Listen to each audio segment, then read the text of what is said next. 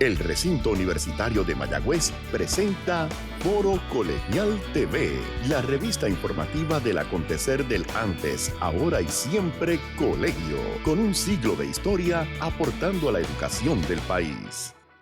Saludos y bienvenidos a Foro Colegial, la revista informativa del Recinto Universitario de Mayagüez. Soy Mariam Ludín Brosa, directora de la oficina de prensa del colegio, y es un placer nuevamente compartir con los amigos y amigas que nos sintonizan en este espacio educativo del acontecer del antes, ahora y siempre colegio. 100 años forjando profesionales de excelencia. 12 versiones de soledad es el más reciente libro de la escritora puertorriqueña Janet Becerra. El texto presenta 12 cuentos que exploran distintos tipos de soledades, y sobre eso hablaremos hoy en Foro Colegial. A continuación, la entrevista de hoy de Foro Colegial.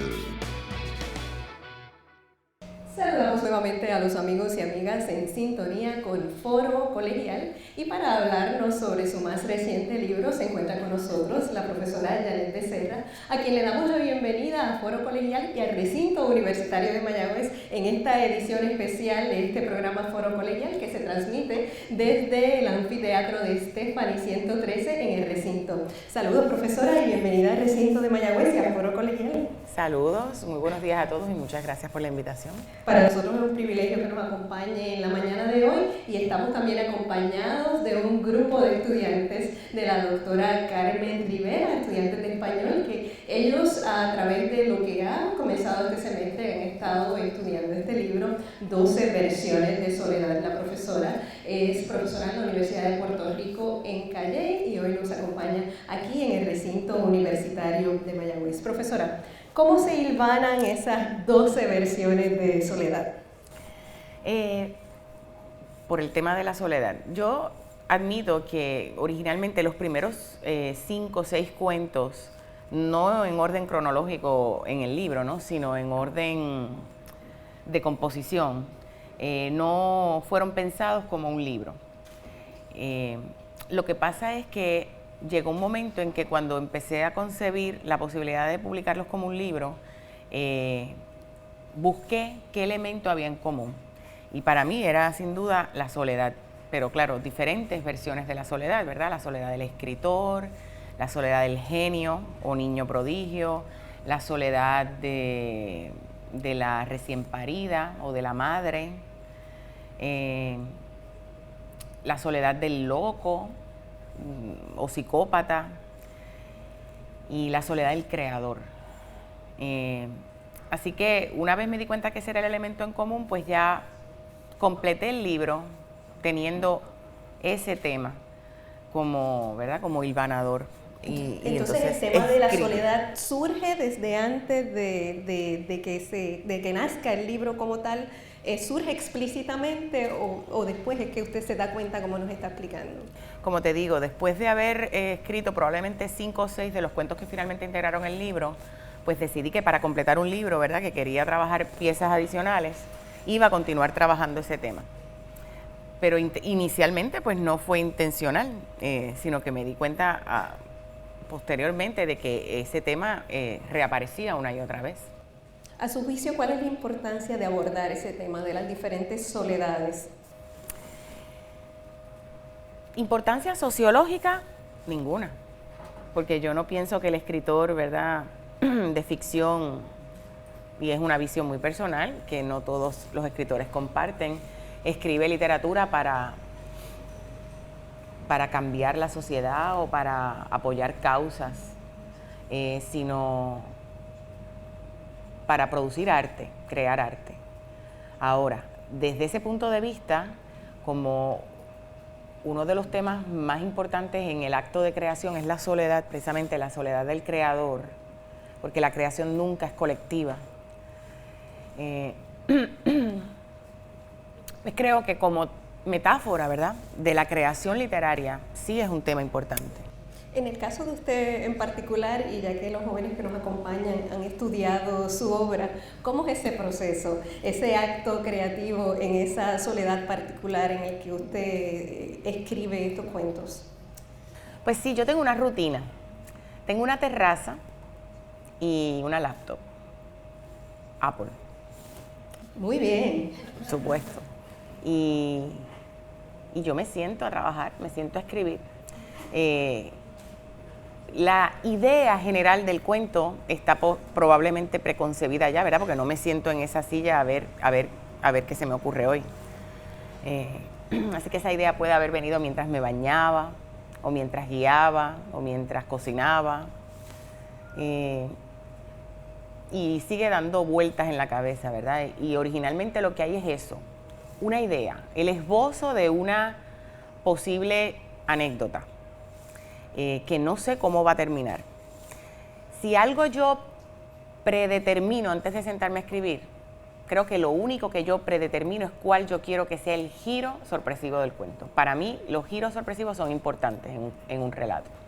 Y eso yo lo tengo que planificar con anticipación, porque eso es muy difícil que se dé espontáneamente y que salga bien. Puede ocurrir, pero yo creo que eso es lo que hay que pensar y trabajar con anterioridad. Lo demás, cuántos personajes, cómo se van a llamar, a qué se dedican y cómo va a terminar la historia tras ese giro sorpresivo, eso se da durante el proceso de escritura. Profesora, me habla de esa idea preconcebida que de momento llega y también me habla del elemento de anécdotas. ¿Estos cuentos tienen quizás pinceladas de alguna observación que usted ha hecho particular, de anécdotas reales? No.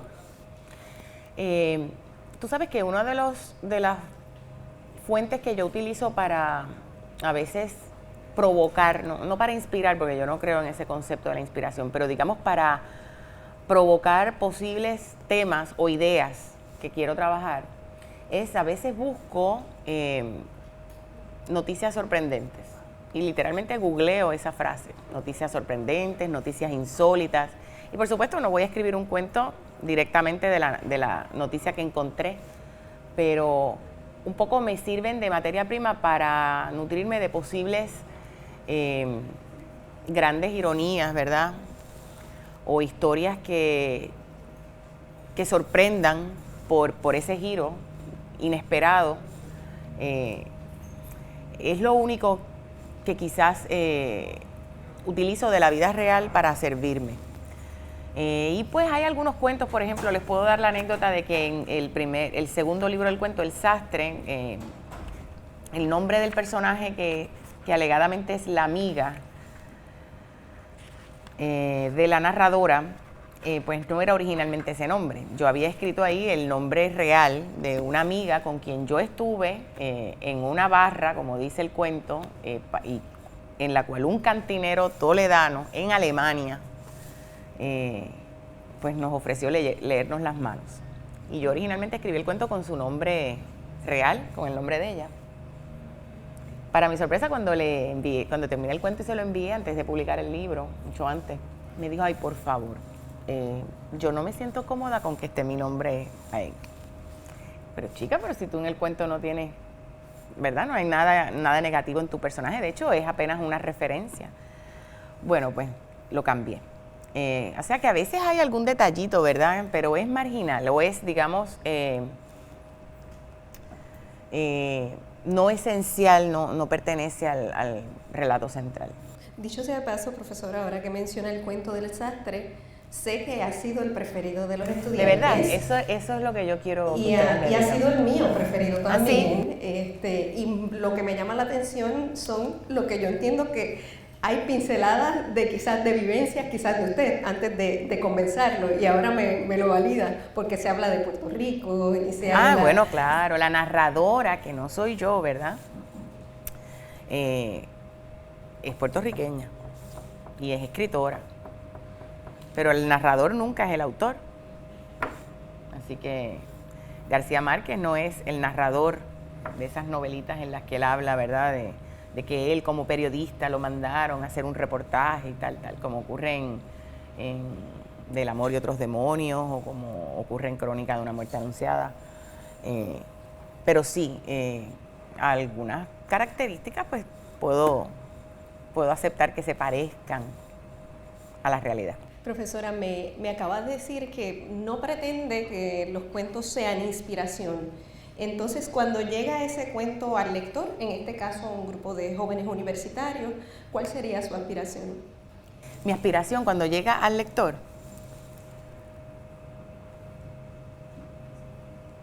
que, vamos a ver, yo lo voy a decir en el lenguaje que yo lo estoy pensando y después quizás abundo, que el lector viva una experiencia estética para cuando termina de leer el cuento, que haya vivido una experiencia estética, una emoción estética.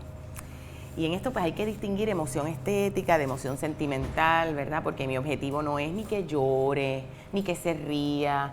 La finalidad no es que haya una identificación sentimental, sino estética, que sienta que hubo una emoción estética que puede ser de horror, puede ser de alegría, puede ser, ¿verdad? Puede parecer sentimental, pero en realidad no lo es. Y que reciba un placer de esa lectura, igual que se puede recibir un placer ante una buena película que se acaba de ver o ante un buen cuadro que se está observando, ante cualquiera de las formas, o ante una pieza musical. Eso, una emoción estética. Pues creo que yo experimenté eso con el sastre, así que lo logró. Qué bueno. Porque mientras lo leía, y quizás los muchachos, como fue uno de los más que les gustó a ella, mientras lo leía, yo me imaginaba la película en mi mente, sí, de eso, por la palabra, por los detalles que usted abundaba con relación a la descripción del personaje principal, a la descripción del lugar, a la descripción de lo que está pasando. Entonces, mientras yo lo leía, y quizás los jóvenes les pasó lo mismo en ese cuento y otros cuentos en particular, lo que veía era esa película en mi mente y esa estampa. Así que sí, esa aspiración que usted tiene, pues qué bueno, me alegro, se logra. Ah, pues valió la pena. Y con esa nota, pues nos tenemos que ir a una pausa y cuando regresemos vamos a continuar hablando un poco más adentro sobre los diferentes cuentos que se representan en 12 versiones de soledad de la escritora puertorriqueña Janet Becerra. Pausamos y en breve regresamos. Y de regreso a Foro Colegial, soy Mariam Ludín Rosa, hoy en esta edición especial del programa, en directo desde el Anfiteatro Estefani 113 del Recinto Universitario de Mayagüez. Me acompaña la escritora puertorriqueña Janet Becerra y un grupo de estudiantes de la clase de español de la doctora Carmen Rivera, de aquí del Recinto Universitario de Mayagüez. Estamos teniendo una interesante charla sobre el primer libro de cuentos de la profesora Janet Becerra, 12 versiones de soledad. Y antes de irnos a la pausa, estábamos hablando sobre mi cuento preferido y el cuento preferido de la mayoría de los estudiantes, el sastre. Profesora, quizás nos pueda dar un pequeño resumen de qué se trata ese cuento. Bueno, el cuento narra la historia de un sastre muy feo, grotescamente feo, ¿verdad? Algún tipo de deformación que yo procuro describir, pero quiero que cada uno se la imagine de cierta forma. Y que, como muchos de nosotros, se enamora perdidamente de alguien que no reciproca. Y que resulta ser, pues claro, la mujer más bella del pueblo. Entonces yo pretendí un poco hacer la versión posmoderna de La Bella y la Bestia, ¿no? Pero que según el cuento avanzara, como un poco como lo que ocurre en el Quijote, que el Quijote se va sanchificando y Sancho se va quijotizando, empezáramos, los lectores comenzaran a ver a la bestia cada vez más bella y a la bella cada vez más fea, hasta que se invirtieran los roles, ¿no? Y termináramos sintiendo mucha más identificación y encontrando más belleza en el personaje del sastre que en el personaje de la mujer, que de hecho termina deformándose también. Claro, de sastre, para terminar el resumen, como sastre al fin solo se dedicaba a confeccionar prendas masculinas, pero pues como homenaje a esta mujer hermosa, él decidió confeccionar un traje de bodas espectacular. Y es que este hombre tiene una sensibilidad artística peculiar, extraordinaria, es un prodigio. Y de nuevo planteo cómo la belleza física, ¿verdad?, no guarda ninguna relación muchas veces con la sensibilidad a la belleza que tenemos y la capacidad de crear belleza. Así que él produce un traje casi mágico y es su forma de unirse a ella. Hay un detalle un poco escabroso que una amiga me comentó que eso no le había gustado para nada, y es lo de que bordara cabellos, porque lo encontró grotesco.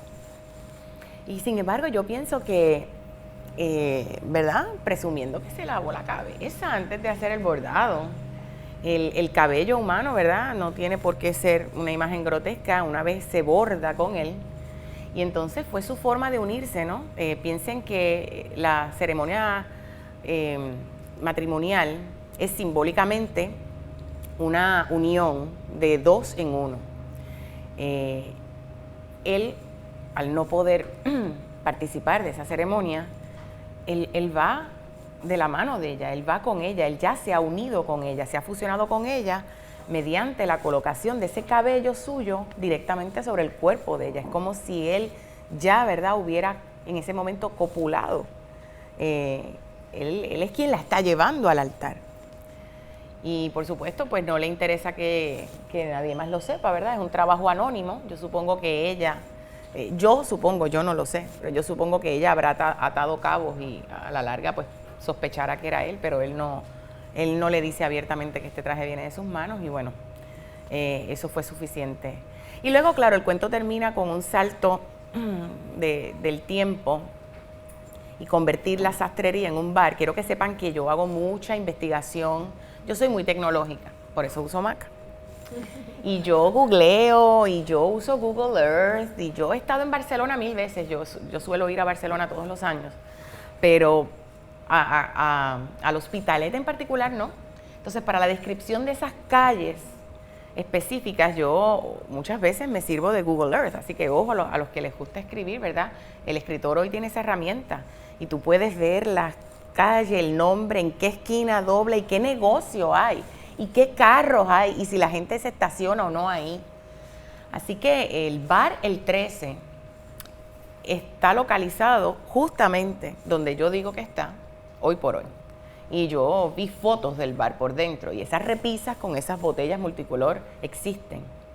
Lo que no existió jamás fue la sastrería, pero es como la ficción puede desembocar en una realidad, ¿verdad? Porque sigue siendo totalmente ficción, por supuesto, porque todo el contexto que yo le doy a ese bar pues no existió.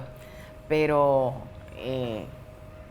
la ironía de que este templo de producción de belleza terminara siendo un bar, la ironía de que el cantinero que leía las manos ya no le quiera leer las manos a nadie porque no cree en el porvenir, o por lo menos no en la dicha del porvenir, porque con frecuencia lo que ve es un porvenir negro.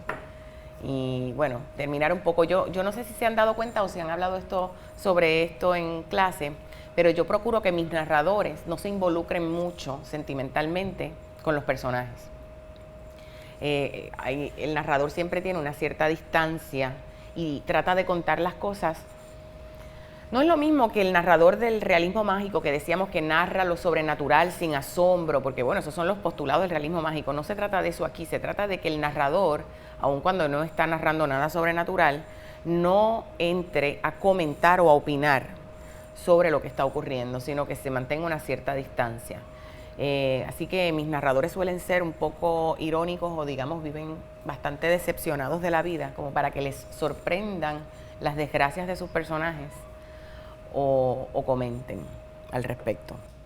Profesora, es interesante lo que me dice de su amiga y de la forma en que ella interpreta el cuento, porque es que una vez usted da el libro y el cuento a su lector, el lector entonces lo interpreta de una forma en particular, que eso sería otra de las magias que uno lleva con la palabra. Así mismo. Porque mientras usted me decía de la forma en que ella lo vio, yo lo vi de una forma completamente diferente. Lo del cabello. Incluso, exacto, lo del cabello, incluso vi el traje de novia en mi mente y lo vi con matices grisáceos, tono plateado. O sea que una vez el cuento llega al lector, el lector se apodera de él y entonces lo hace propio.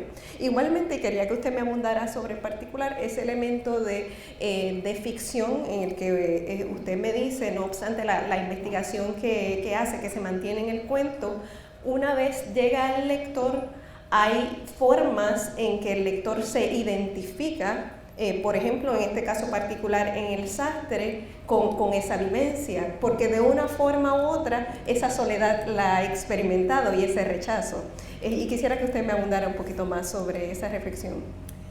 Sí, el libro sale y ya pues es de ustedes, y cada cual interpreta, y saben que algunos de mis cuentos tienen finales abiertos y yo no aclaro cuál es el final, y de hecho esa es una de las cositas que les quiero preguntar. Era mentira que no les iba a hacer preguntas, sí les voy a hacer preguntas a los que estén sentados al frente. Por eso pero no soy yo responsable de lo que cada cual interprete, ¿verdad?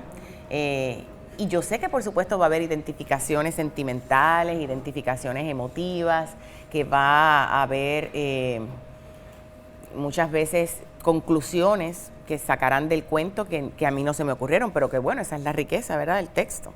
Porque el texto, para que sea rico y para que perdure, que yo espero que perduren, tiene que trascender su época, sus circunstancias, ¿verdad?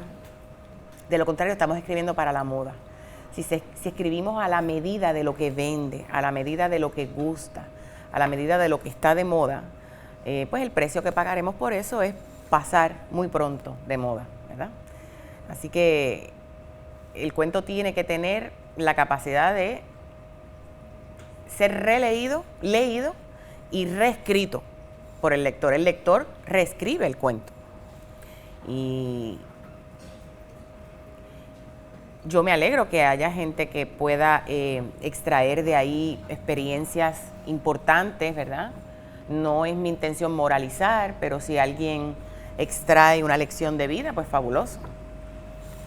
Igual que la podemos extraer de cualquier cosa, porque lecciones de vida las vamos a extraer no solamente de la literatura, las vamos a extraer de las personas que nos cruzan por al lado, ¿verdad? De los accidentes que presenciamos, de las frases al azar que nos puede decir cualquiera.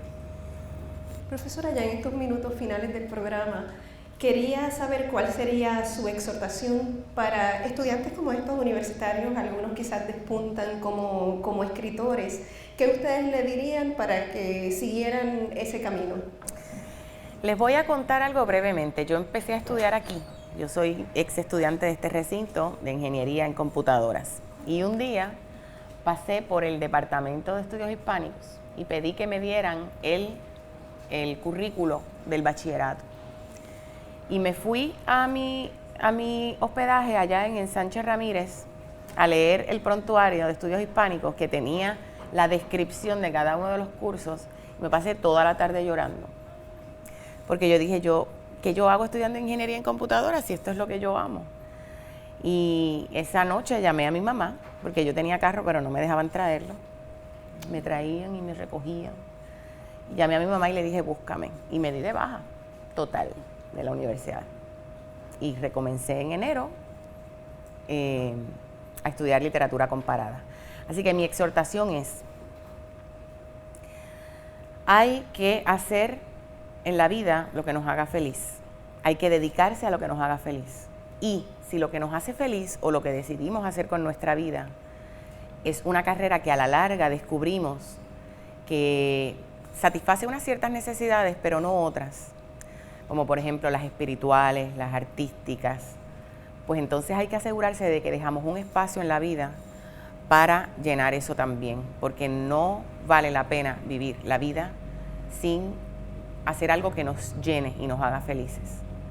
Y cada cual sabrá lo que es, ¿verdad? Para mí es el arte y siempre lo será, pero yo creo que todo ser humano tiene que cultivar el arte. Recuerden que estamos en la universidad y no en un colegio técnico estudiando una carrera corta, precisamente porque queremos una formación cultural, ¿verdad?, que trascienda los detalles técnicos de ejercer un oficio.